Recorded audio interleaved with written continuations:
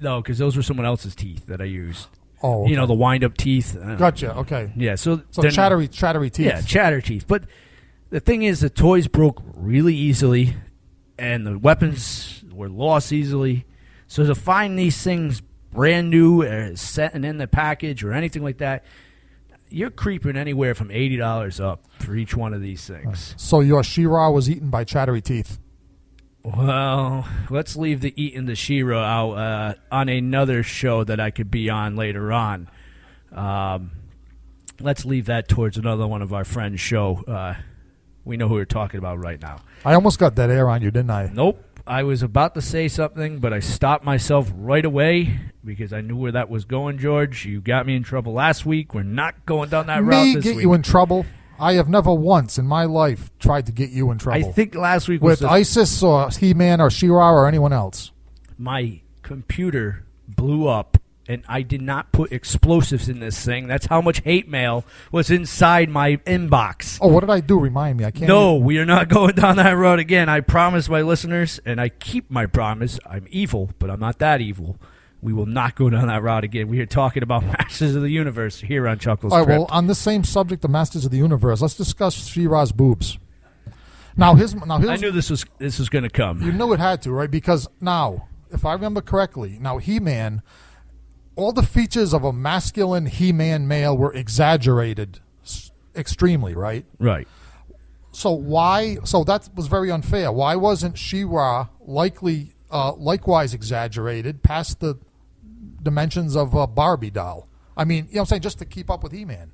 I don't know. That's a good question. I think maybe they're trying to keep it on the fundamentally wholesome side of it. I mean, maybe that's why, because it was a kid's toy and the fun. Mattel didn't want to go down that route. I don't know. I mean, does Mattel make? Actually, yeah. Does Mattel make Barbie dolls? It does. It does. And then they should know ones. better. They should know that boobs sell. Yeah, I don't know why. And yet that show sold as well, because He-Man went for 2 years or 2 seasons, and She-Ra went for another 2 seasons. Now, talking about the toys, this is going to get confusing for you. I never owned any of the She-Ra toys, obviously, because I was a female's toy. And unless my little sister was coming down to play Masters of the Universe time down in the living room, I didn't touch the things. I did date She-Ra for a little bit, but that's when I was lonely and single. Right. But that was later on in my life. When I was a kid, I didn't. But the bad guys, the She-Ra, were cooler than the bad guys from He-Man. The Horde.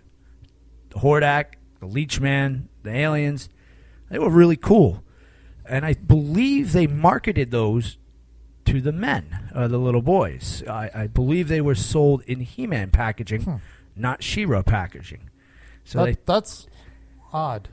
It is. So I think they knew that they were opening up She-Ra to both sexes, the males and the females, so that they could have an equal opportunity thing. Where He-Man was not so much like that. It had a couple female figures. So they had that. It was based. So it was that like double standard thing going. Right. In other words, She-Ra marketed to girls because she was female, but God forbid we should market male figures to girls. Right, and I don't know what happened with that. Correct me if I'm wrong. If there's pictures of out there with the Masters Hordak figures in the She-Ra packaging, post it up on my site. I want to see those because I haven't been able to find those in my hunt, and every time I do, they're in the He-Man package. So it's not saying they're not, but it's a possibility because the toys themselves, the later on series, we'll get to that in a little bit. We're going to go down and do some music. We'll talk about the series that came out with the movies and was their last bit dipped effort to try to get this thing to, be successful. Now, thinking about looking up Lordy, just by a typo, I found this gentleman up there, and he played in Providence, and he is called the Sad Clown with the Golden Voice. Puddles is doing his version. Puddles, the Pity Party, does his version of the Royals here on Chuckles Crypt, Rhode Island Free Radio. Equal opportunity, folks. We're out there. You see this man, you get a chance to look up him on YouTube, you're going to be shocked. Just listen.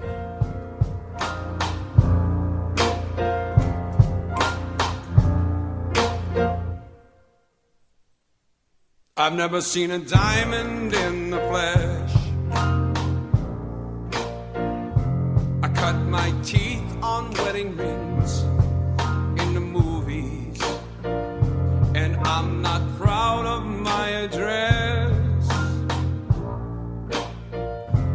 torn up town. No postcode envy, but every song's like gold teeth, gray goose tripping in the bathroom, bloodstains, ball gowns, trash in the hotel room. We don't care.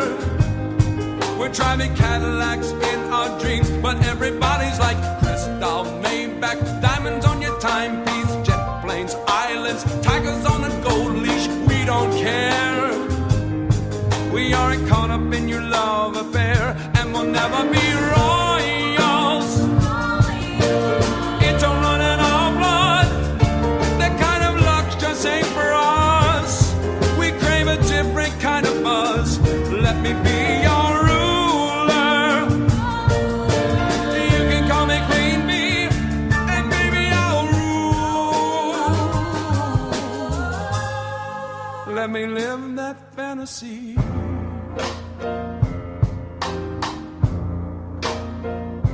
My friends and I, we've cracked the code. We count our dollars on the train to the party, and everyone who knows us knows we're fine with this. We didn't come for money, but every song's like gold teeth, gray goose tripping in the bathroom, bloodstains, ball gowns, trash in the hotel room. We don't care. We're driving Cadillacs in our dreams, but everybody's like crystal, Maybach, diamonds on your timepiece, jet planes, or tigers on a gold leash. We don't care. We aren't caught up in your love affair, and we'll never be royals. It don't run in our blood. That kind of luck's just ain't for us. We crave a different kind of buzz. Let me be your ruler. You can call me Queen Bee, and baby I'll rule. Let me live that fantasy. Oh, oh, oh, oh, oh, oh. I'm bigger than I ever dreamed, and we'll never be royals. It don't run in our blood. That kind of luck's just ain't for us.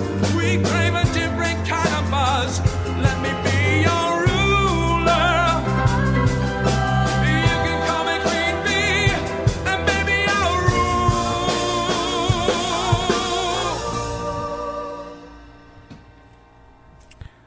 Interesting, to say the least. What did you think? Good stuff. It does. It catches your attention. Yeah, this was just by mistake, surfing the web and everything. I can't spell, we know that, so I spelt Lordy wrong, and this is what came up. And How did you spell Lordy to get Puddle's Pity Party? I spelt it with an E instead of an I.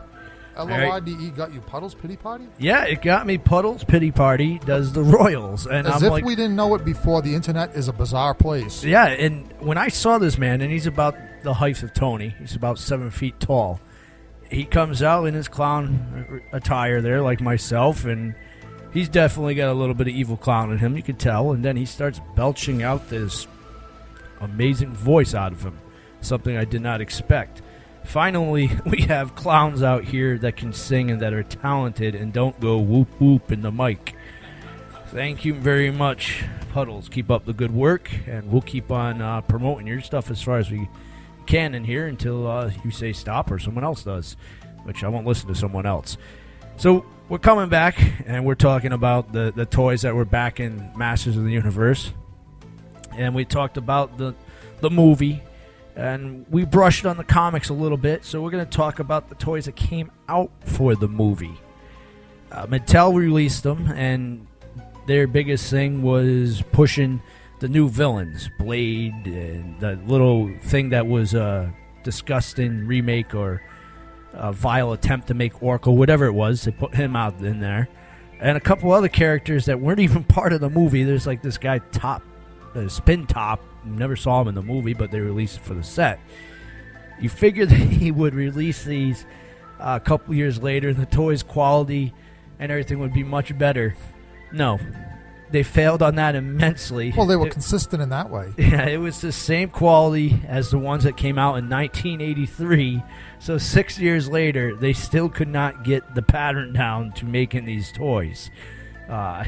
It really, and it came out in a time where, not too long after that, a new series would arise in the 90s, He-Man, which was in space.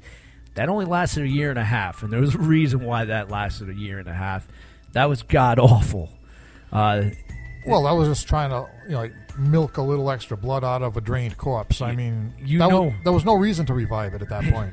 You know your character's time is done when they are putting you in space. You know you have lived your shelf life and you are done. Yeah, that they sent poor Jason out there. They sent Dracula out there, Dracula. Yeah. Leprechaun. The minute you are in space, your career is done. Wrap it up. And they would revise it again in the early 2000s, which we'll touch on that show with the newer stuff in part 2. But the space one there was not run by Filmation, because Filmation ended up claiming bankruptcy and going down the toilet after She-Ra's cartoon and everything. So a long-lived Filmation series gone. They produced like Flash Gordon, He-Man, all the other stuff, but it didn't last much longer. He-Man was the one that kept them in the sunshine. Without that, I think they fell real quick. And I believe I saw a picture somewhere of one of those Filmation buildings abandoned. I'd love to get inside that to see if there's any secret tunnels there where they're hiding figures or stuff that didn't come up. That would be pretty cool. Now, coming up very shortly, and I have to mention this before I run out of time because we're getting there. We're almost there, but I don't want to rush it. I have my very first live show of the year coming up. It's going to be in good old Massachusetts, and yours truly is going to be hosting this event. It's called Rock for a Cure, and it's going to be up in good old-fashioned Bellingham, Mass., March 14th. The doors open at 7 p.m., and it's at the Millvilles Men's Club. That's Millervilles. It's $10 per person. He raffles items and a 1 pound auction. I don't know what the hell that is, but it's on the flyer. But we're going to be up there. I'm going to be performing. It's probably going to be one of the very few appearances I'm going to be at this year, folks. So if you want to come down and check the Evil Clown out, this is the time to do it. We had a couple bands on show, but now we're down to one, the Straight Pipes. It makes me think that these guys didn't like the fact that they were performing with a clown, and they dropped off it real quick. Now, what is this charity that we are working for? Rock for a Cure, you ask. It is going towards Relay for Life, which the money goes towards all different types of cancer, not just one. So come on down, check us out. It's Millerville's Men's Club, 8 Lloyd Street, Bellingham, Mass., and that's going to be at 7 p.m. It will be rated R, so keep that in mind, kiddos. I'm not going to be doing the PG-13 friendly stuff that you guys hate, because I hate it too. So come down, have some pizza, have some drinks, have some rock and roll, support an evil cause.